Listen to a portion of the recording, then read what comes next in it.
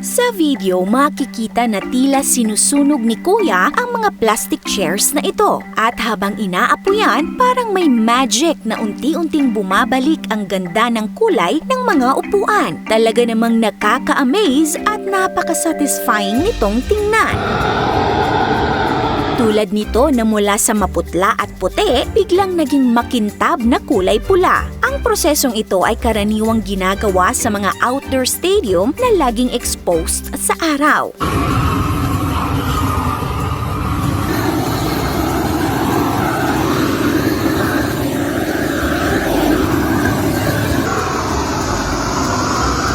Nag-viral ang mga videong ito, marami na rin ang mga sumubok upang patunayan kung totoo nga bang maibabalik sa dating kulay at kintab ang kumupas na plastic sa pamamagitan ng apoy. Pwede rin itong gawin sa mga plastic chair o monoblock chair na naluma na ng panahon. Paano kaya nagagawa ng apoy na ibalik ang itsura nitong parang bago ulit?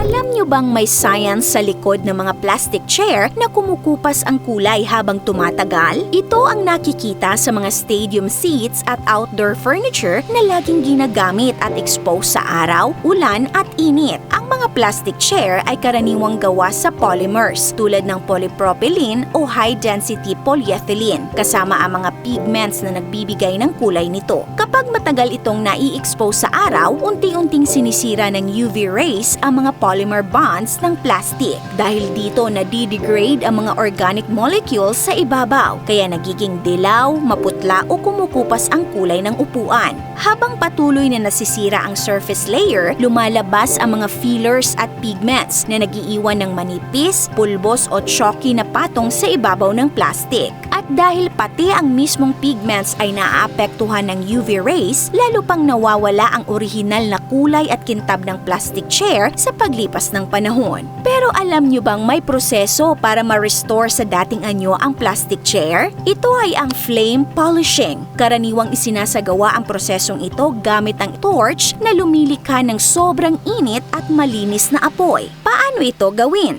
Ang torch ay mabilis at pantay na ipinapadaan sa ibabaw ng plastic. Dahil sa init, agad naaabot ng plastic ang melting point nito, kaya natutunaw ang pinakaibabaw na layer. Ang tunaw na bahagi ay kusang dumadaloy para punan ang maliliit na gasgas at imperfection na nagre-resulta sa mas makinis at pantay na kulay ng surface ng plastic. At kapag inalis ang apoy, mabilis na lumalamig at tumitigas muli ang plastic dahil sa hangin sa paligid. Pagkatapos ng proseso, bumabalik ang dating kinang at ayos ng itsura nito. Ginagamit din ang flame polishing para magpakinis ng acrylic at iba pang thermoplastics. Bagaman hindi ito permanenteng solusyon sa aging ng plastic, mabilis itong gawin at cost-effective. Ngunit bago mo ito subukang gawin, may importanteng science at safety considerations sa prosesong ito. Una, napakahalaga ng tamang bilis at layo ng torch sa ibabaw ng plastic.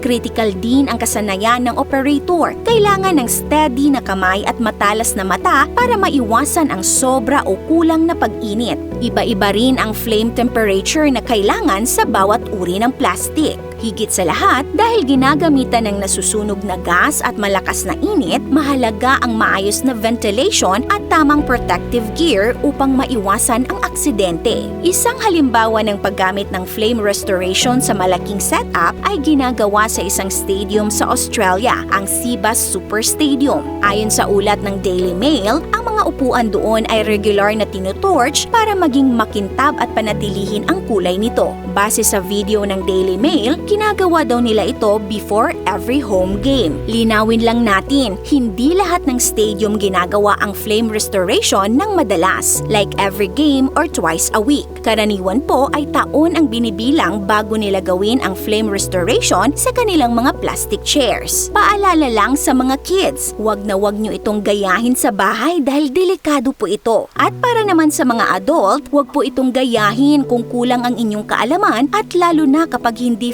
fire safe ang area kung saan nyo ito gagawin. Pero kung iniisip mo namang i-restore ang mga lumang plastic furniture na mas mababa ang risk kaysa sa torching, may mga safe DIY hacks na pwede mong gawin. Ang paglilinis gamit ang vinegar, baking soda o bleach ay makakatulong alisin ang stain at ibalik ito sa dating anyo. Maaari mo ring gawin ang pagbuffing ng surface gamit ang sandpaper para pumantay at maging smooth ang texture nito. Ang paggamit ng UV protectant sprays ay makakatulong rin para mabawasan ang pigment breakdown at mapanatili ang kulay nito na mas matagal. Kung nagustuhan niyo po ang content natin ngayon, mag-comment ng big yes. This is Ate O from Our Republic. Hanggang sa muli and stay awesome!